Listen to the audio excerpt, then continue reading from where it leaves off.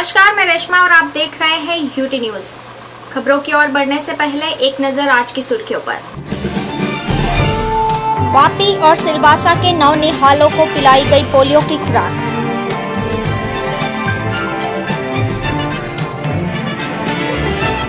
वापी में पुराने railway under bridge के लिए आयोजित हुआ मेगा ब्लॉक।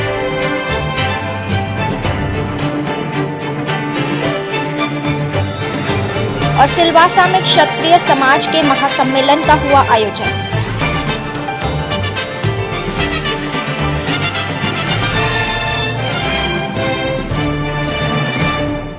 आइए बढ़ते हैं खबरों की ओर। वापी में पोलियो रविवार के तहत 5 साल तक के बच्चों को पोलियो की खुराक पिलाई गई।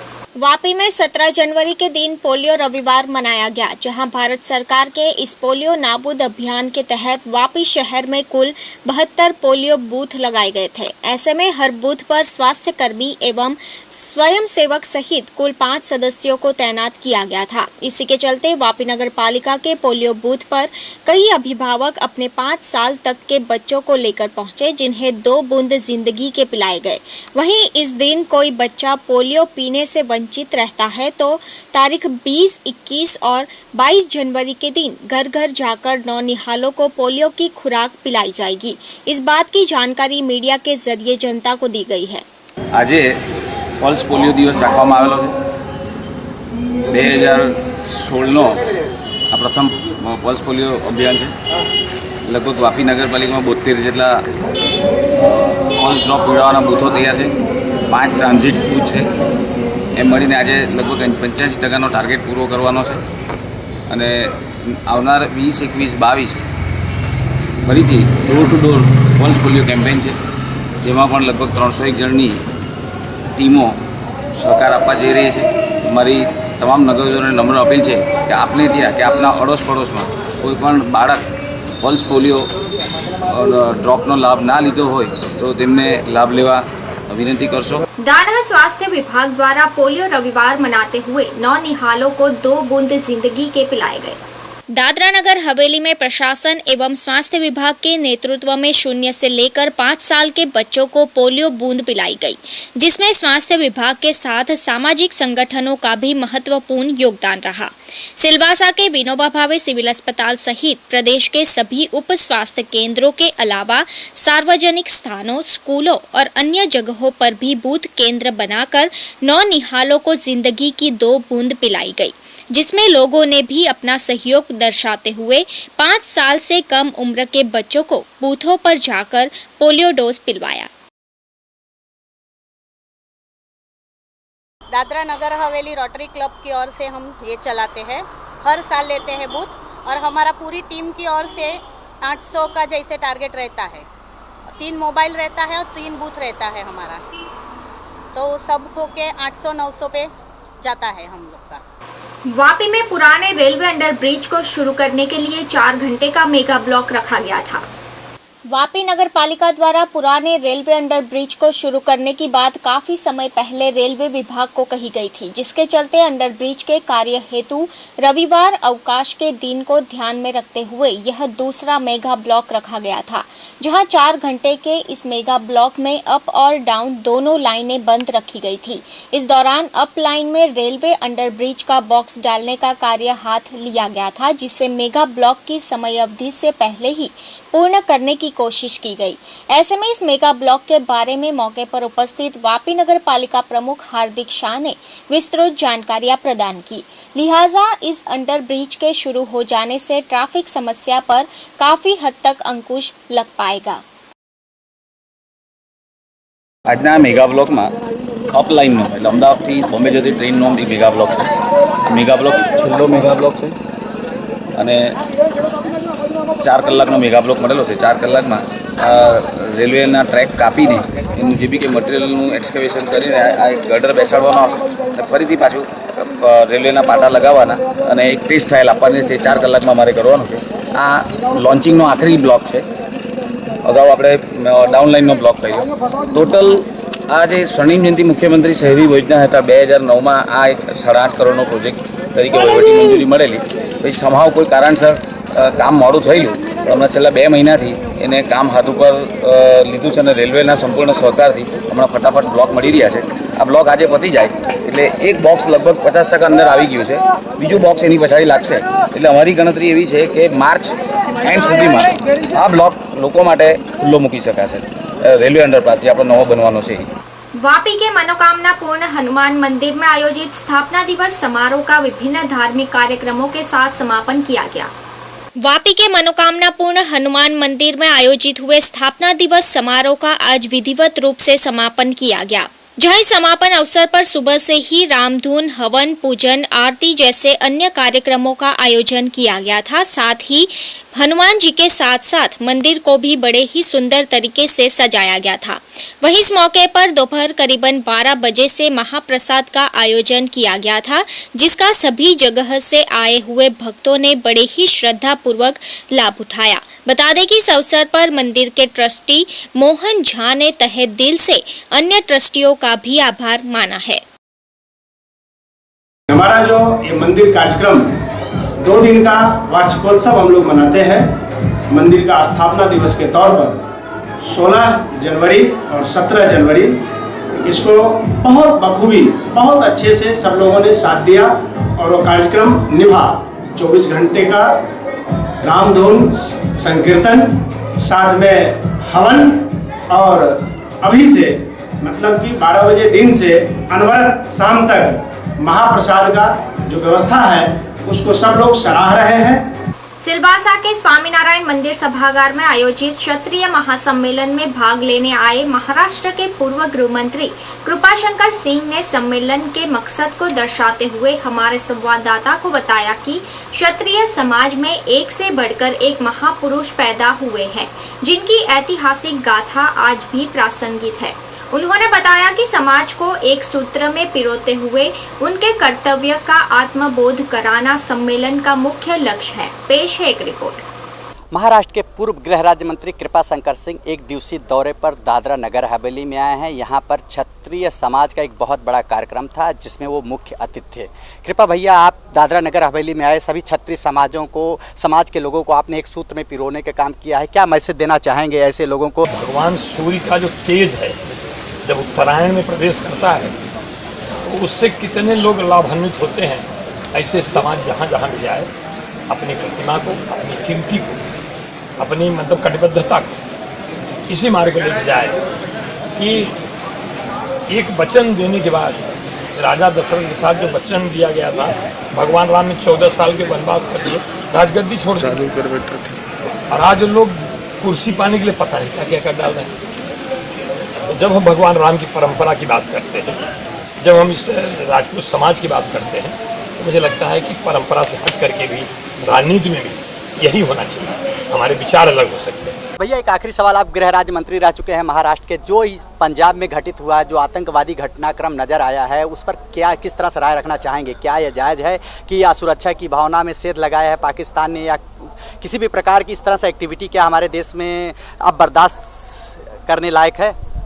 देखिए, एक तो उसकी जांच एजेंसी काम कर रही है, उस पर हम टिप्पणी भी नहीं करना चाहते. देश की सीमा से और हमारे देश की सुरक्षा से प्रश्न जुड़ा हुआ है. हम किसी के ऊपर टिप्पणी भी नहीं करना चाहते कि एक पार्टी की सरकार है.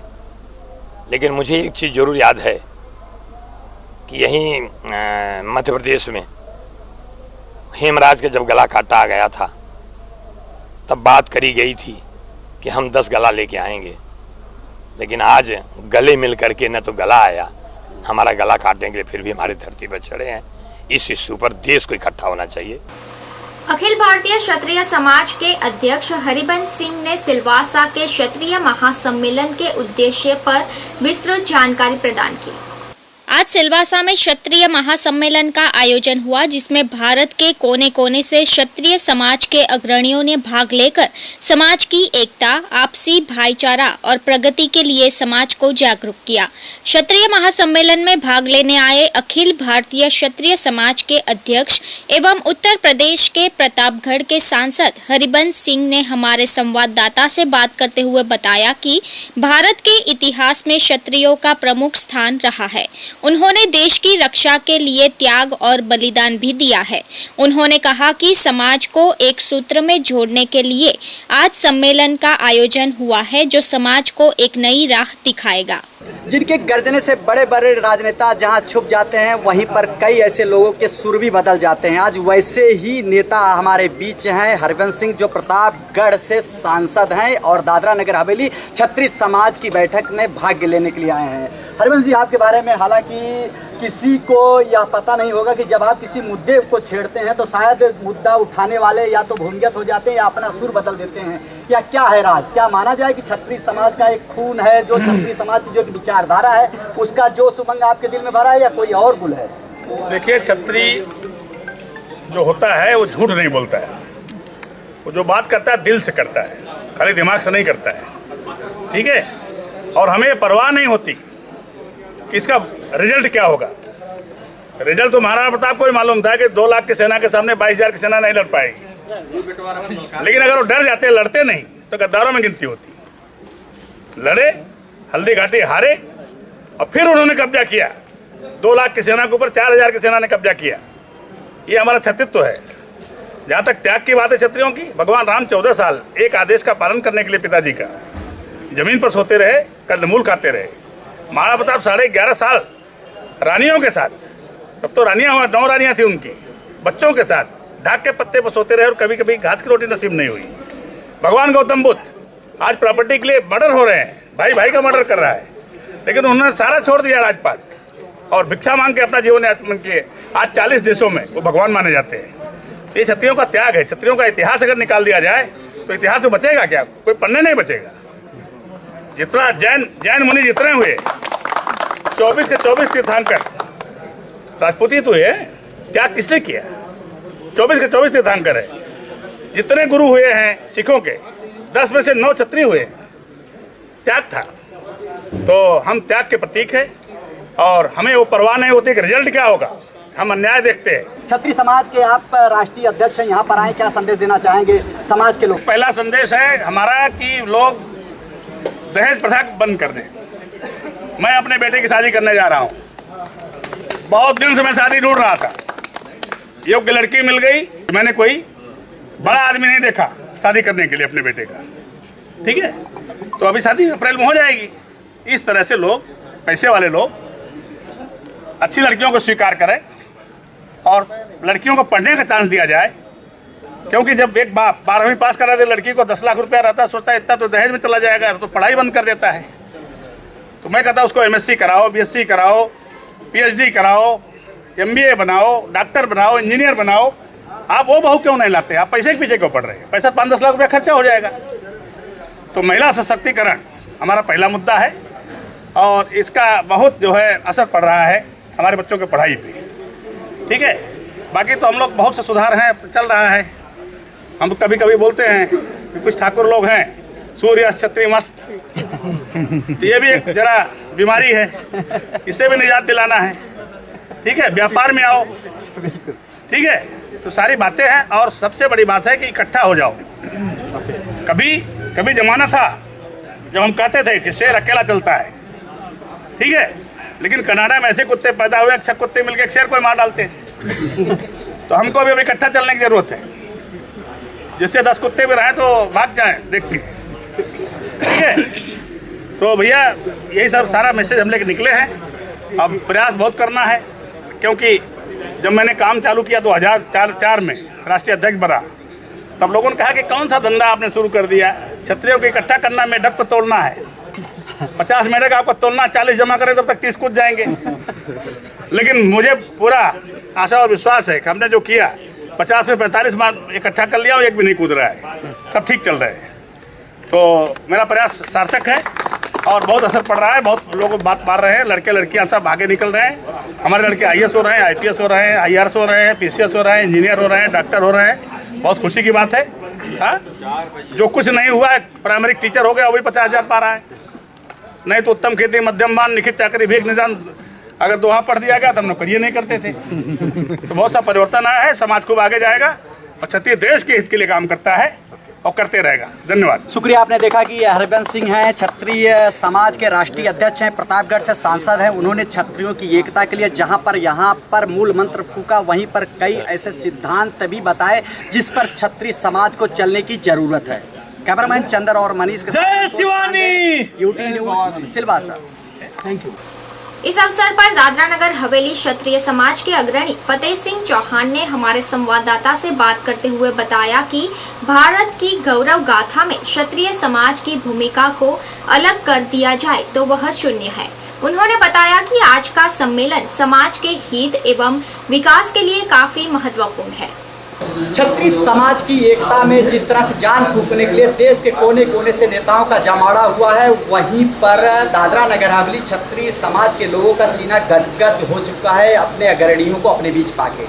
ऐसे ही क्षत्रिय समाज के सिरमौर हैं फतेह सिंह चौहान, जो आज कृपा भैया के साथ यहाँ पर हैं और किस तरह से वो विचारधारा रखते हैं अपने बीच अपने लोगों को पाकर। चौहान साहब, आपके बीच बड़े बड़े महारथी आए हैं, कृपा भैया आए हैं, हरबंस सिंह आए हैं और तमाम लोग यहाँ पर आए हैं। क्या जो सम्मेलन है क्षत्रिय समाज की एकता को लेकर है, किस तरह से आप इस पर अपनी विवेचना देना चाहेंगे? हमारे लिए बड़ा आनंद और गर्व का विषय है कि हमारी धरती के ऊपर पूरे भारतवर्ष से हमारे वरिष्ठ क्षत्रिय आगेवान इकट्ठे हुए हैं। हम चाहते हैं कि समाज को इकट्ठा करें, एकता की भावना के साथ पूरे देश को आगे ले जाए। हम इसलिए जुटना चाहते हैं, हमारा विकास हो और साथ साथ हमारा इतिहास है, हम सबको साथ लेके चलने वाले जाति है। हम इसलिए मजबूत होना चाहते हैं, हम दूसरों का भी विकास देखना चाहते हैं। तो मैं समझता हूँ आज से हमारा ये सम्मेलन हो रहा है तो एक अलग मैसेज देगा पूरे देश में। पहली बार हमारा ये छोटा सा क्षेत्र है जो केंद्र शासित प्रदेश है, इतना बड़ा सम्मेलन राजपूतों का क्षत्रियों का कभी नहीं हुआ है। तो हम एक मैसेज देना चाहते हैं भारतवर्ष में, भारत के विकास में। और अगर आप इतिहास देखेंगे तो राजपूतों को अगर माइनस करते हैं तो आपका इतिहास पूरा नहीं होगा और हम वही इतिहास वापस दोहराना चाहते हैं। हमारे जीवन में, हमारी विरासत में शासन का जो गुण है उसको हम आगे उजागर करना चाहते हैं।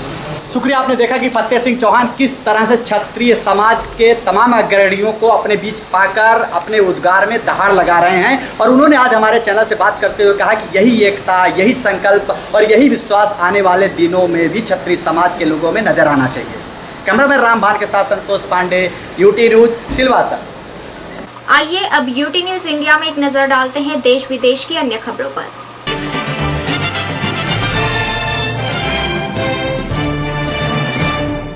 नमस्कार दर्शकों, मैं स्नेहा यूटी न्यूज़ इंडिया में आप सभी का स्वागत करती हूँ। आइए अब बढ़ते हैं खबरों की ओर। मशहूर कलाकार कबीर बेंदी ने अपने 70वें जन्मदिन पर परवीन बुशान से शादी की।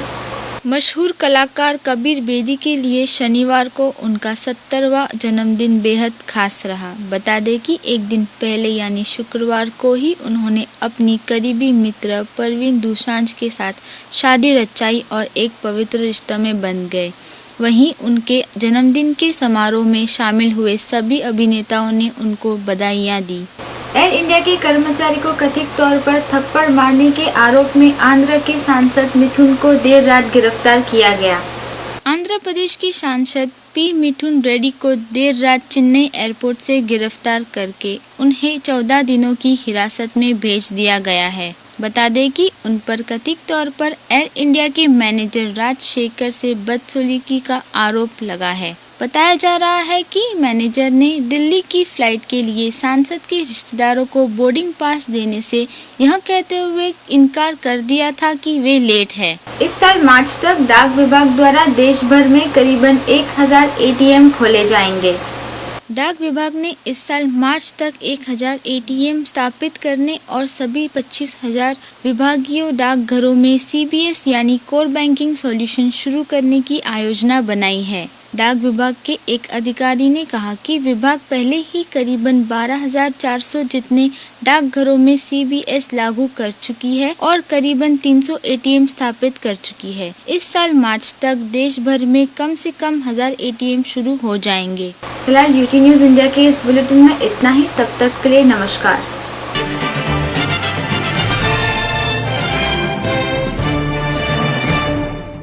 समाचार समाप्त करने से पहले एक नजर आज की सुर्खियों पर।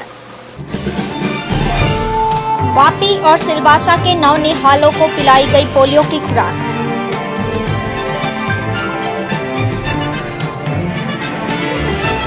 वापी में पुराने रेलवे अंडरब्रिज के लिए आयोजित हुआ मेगा ब्लॉक।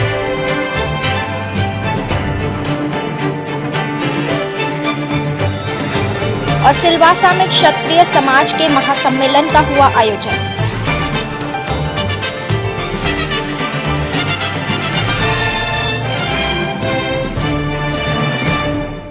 फिलहाल यूटी न्यूज़ के इस बुलेटिन में इतना ही। अगले बुलेटिन में हम फिर हाजिर होंगे कुछ और ताज़ा तरीन खबरों के साथ। तब तक के लिए नमस्कार।